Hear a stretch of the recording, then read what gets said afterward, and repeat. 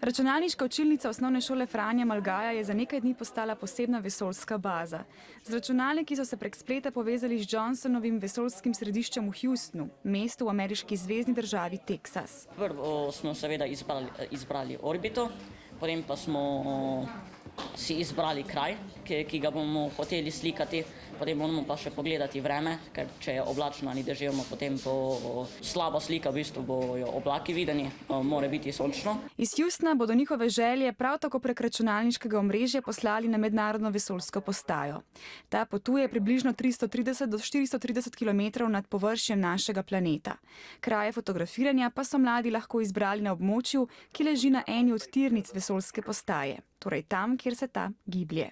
Ja, jaz sem si izbrala Južno Ameriko, Južno Afriko, Avstralijo in pa Rusijo, ker so pač zelo zanimiva in me zelo zanima, kakšne fotografije bojo na koncu nastale. Mladi bodo fotografije dobili šele čez nekaj dni, medtem ko čakajo nove, pa že prejemajo tiste, ki so jih posneli v preteklih dneh.